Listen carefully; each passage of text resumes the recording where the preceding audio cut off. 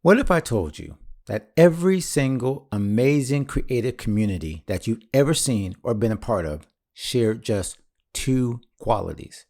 Two qualities that made these places magnetic for the creatives, for the artists, for the musicians, for the entrepreneurs. Everyone that you see inside these creative communities that are building impact, building income for their members, and are really just energizing the message that the leader is trying to put forward, they all share just these two things. And if you incorporate these two things into your creative community, into your business, into your platform, and the people that are following you and looking to you for inspiration, well, you can enjoy these same kind of results. I'm going to share what those two qualities are here on this episode of the God and Gig Show. So give us just a moment to welcome those of you who are new to our show, and then we'll get right into this fascinating and important conversation. Hello and welcome to our show. Thank you so much for making this podcast a part of your creative day. If you're new to our show, my name is Alan Z. Paul, and here we help you as a musician, artist, creative, freelancer, anyone in the intersection of the arts, entertainment, and content creation space, but also with a heart for God and a heart for ministry. You're in the right place, where we help you to transform your creative life from the inside out by applying timeless principles to temporary creative problems. And one of those problems is how to find people who will connect with you and follow you and support your message. Now, a lot of people call this building an audience. If you've been following God and Gigs for any length of time, you know that we avoid audience. We like the word community. Now, yes, you need to find people who will support you by simply watching your videos, downloading your music, all that kind of stuff. But we prefer to find people who will talk to each other. And when they talk to each other and connect with each other, then they're more likely to hang around, even if you're not producing all of this content, all of these things to kind of keep them engaged. Rather, you're starting conversations. And this kind of leads to where this episode came from. It actually came from a conversation on a podcast that I had. I was guesting on this podcast, an inspirational, great young man who's, I'm going to, hopefully be able to share the link to that podcast. Don't know if it's out as I'm recording, but as soon as it's out, if you're watching or listening, I'll make sure that the link is in the show notes as soon as it's available. But we kind of stumbled upon this idea when he asked me a question that it honestly had never been asked before. He asked me, how do you build a community? Now, I've done this as an entrepreneur and creative several times in my own creative life. And of course, God and Gigs is an example of a community that we've built. But I honestly had never sat down to think about, how did we actually build this? And not only our community in God and Gigs, but also other amazing communities that I've seen built around me and that I'm a part of. What is the factor that is common to all of them? Because they're all great communities. They're all connected, made up of people who are really connected, made up of people who love what they are about. They understand each other. They are committed to this cause. But it seemed like there was just so many different niches, but they all share the same quality. And I'm going to tell you the two things that I shared on this podcast. And I think you're going to see that they resonate with you when you think of all the amazing communities that you enjoy, that you want to be a part of, and even more importantly, the one you want to build around your skill, your talent, your creative drive, or your mission. Because once you understand these two things, I believe you're going to find new success because people will actually have something to hang on to more than just your talent, your gifting, or your own personality. So the first thing that I think is in every effective community, including God and Gigs, is a shared interest. Now, C.S. Lewis said this kind of quote. He said it basically, I'm paraphrasing, that friendship has to be about something. Now, of course, in social media, unfortunately, friendship has become simply a click where you follow or you friend someone and supposedly that creates connection. But we all know that's not the way it happens in real life. In real life, connection comes from a shared interest in something that you both enjoy. Now, this doesn't have to be a hobby necessarily or a profession. It could be just the way you see the world. But there's a shared interest that you both can connect around, and then that particular interest helps you connect with each other because now you don't just want to know about the thing that you guys do together. You also want to know about the person that does the thing that you enjoy as well. So you see, communities always band around the shared interest, whether it's a running club or a painting community, or whether it's graphic design or tech, or even a movie or a show where all the fans get together. The interest draws people in because they are all in the same boat of, I want to learn more about this thing, this topic, or this worldview. This is how we see the world, and I want more people around me who share that same passion.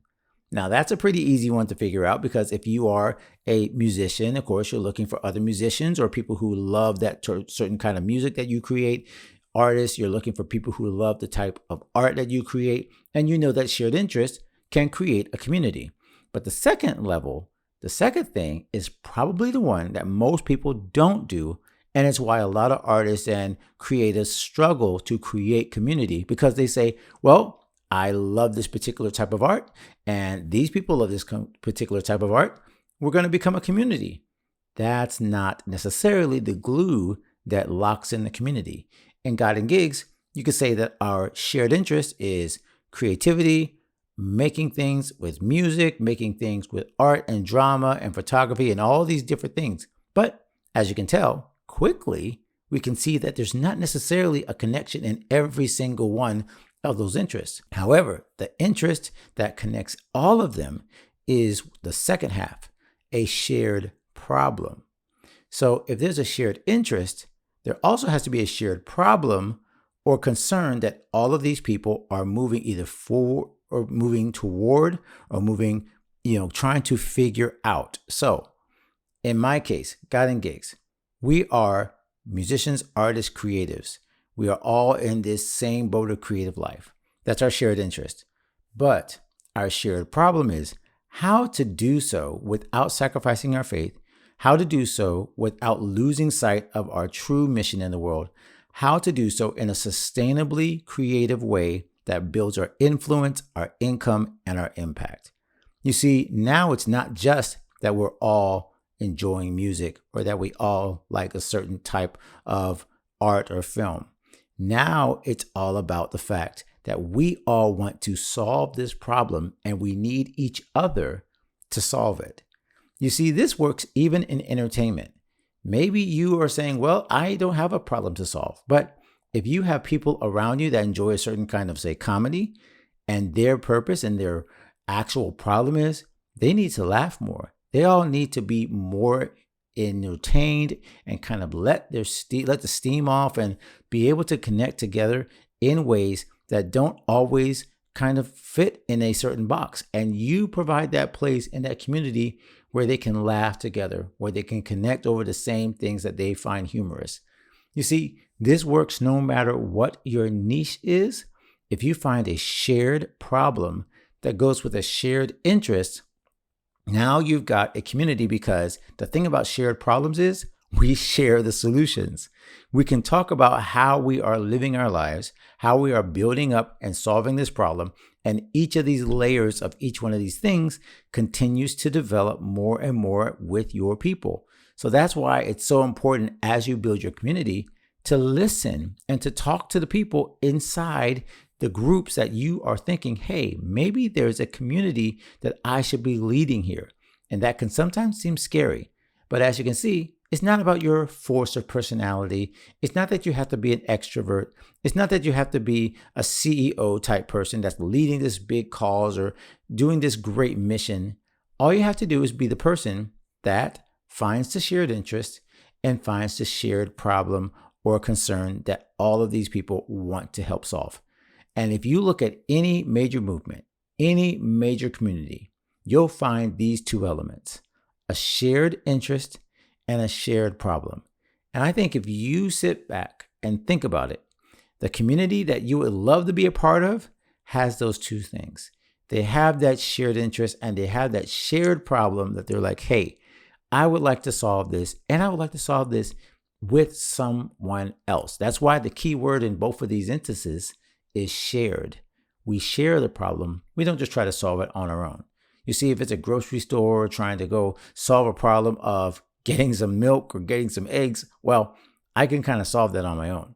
But if there's an interest in, say, I don't know, raising farm vegetables, now there is a shared problem and a shared interest.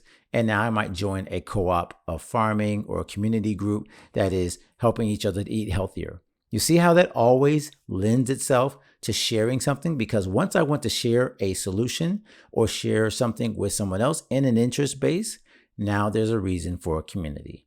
Well, my friend, I hope that has really helped you kind of reprocess what it takes to build a community simply by saying, where is there a shared interest that I share with other people in my niche, in my creative field, and where can I then identify a shared problem that we can help solve together? If you have those two elements, I guarantee you're on the way to building a great community that will last, that will stand up for each other, and will support you in your creative endeavors as you pursue God and His calling for you to do something amazing in the world. Well, my friend, that's our creative checkup style episode. That's what we do every Friday at 1 p.m. We do this on YouTube, but then this is an audio version, I guess you could say, and a video version as well, where it's not a live stream. And anytime you want to check out those videos, just check out our YouTube channel and you can join us for those live streams as well. Well, my friend, until next time, continue to become the creative that you were created to be. God bless, and I'll see you next episode.